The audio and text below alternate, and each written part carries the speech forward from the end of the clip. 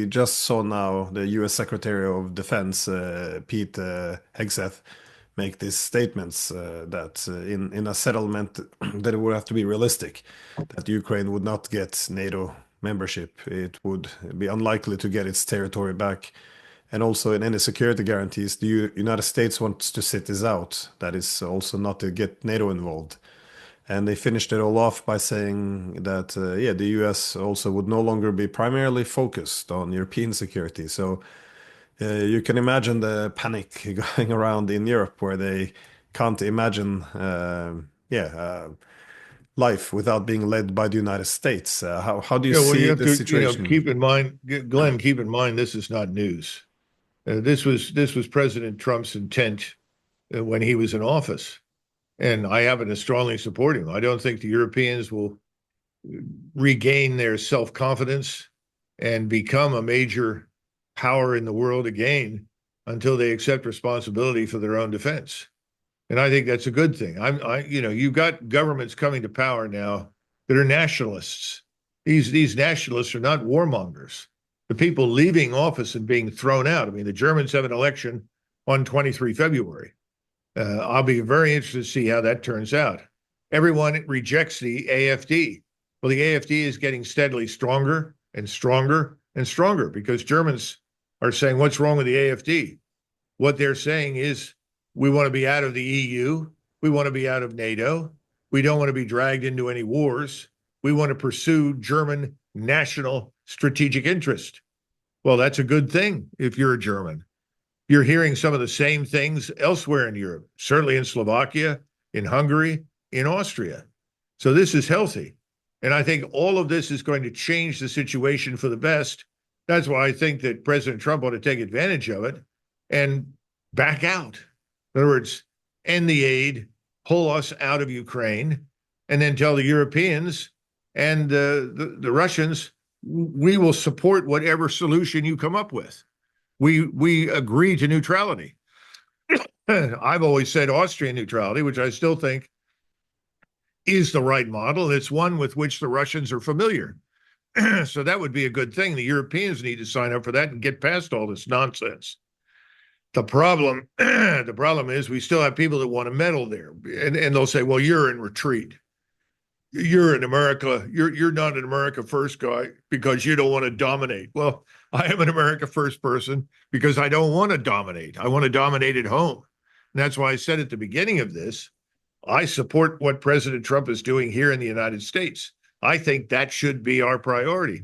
I think privately he does too, but I think he's being pulled into certain events and places by the people that hijacked our government a long time ago. And it's been a disaster.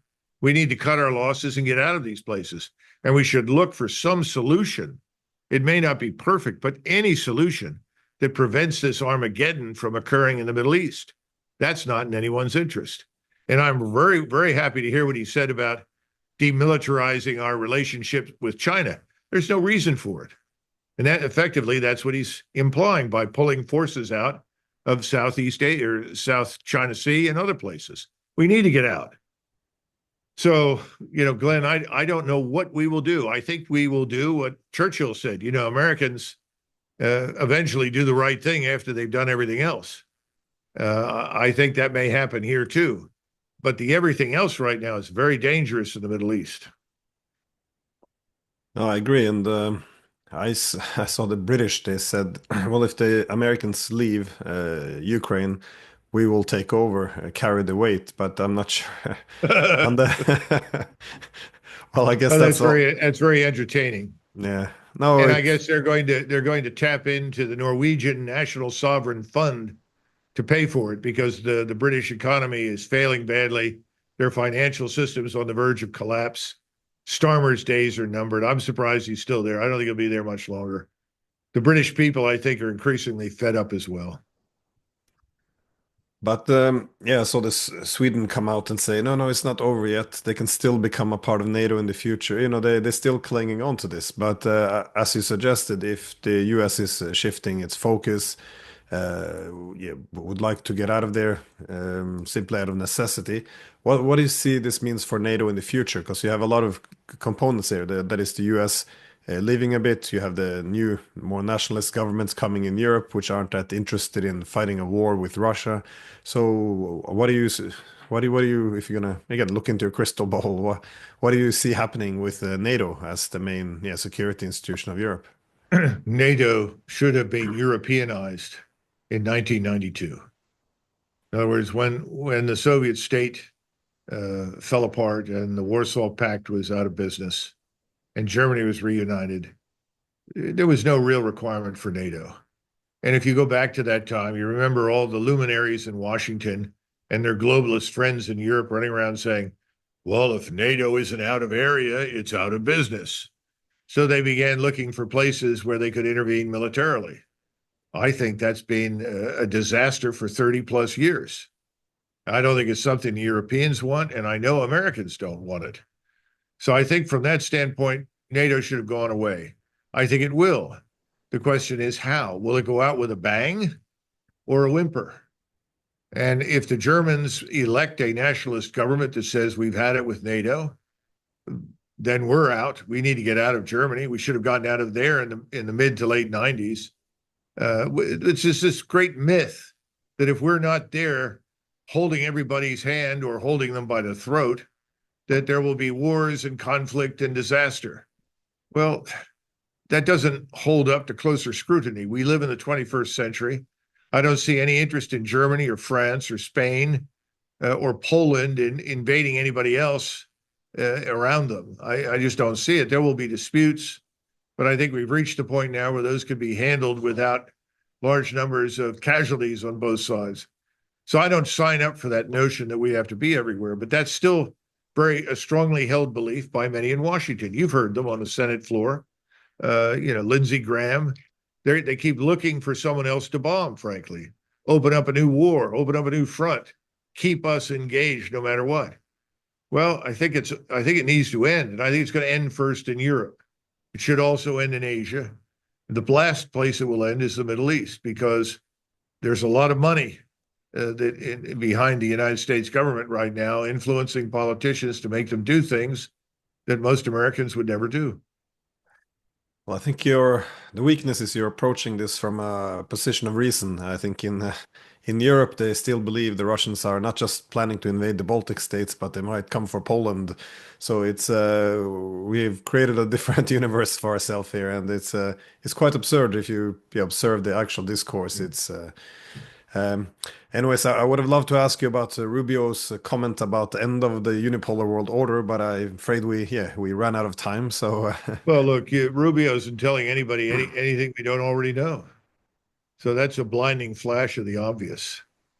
And by the way, you mentioned Greenland and Panama and so forth. There is no Chinese seizure of the Panama Canal. That's a lot of nonsense. You have a firm outside of Hong Kong. It's come out of Hong Kong. They're contractors, and they have operated either end of the canal to help with loading and offloading ships and to do some infrastructure work. They were hired by the Panamanian government. They were hired by the Panamanian government from Hong Kong because we wouldn't take the contract in the United States.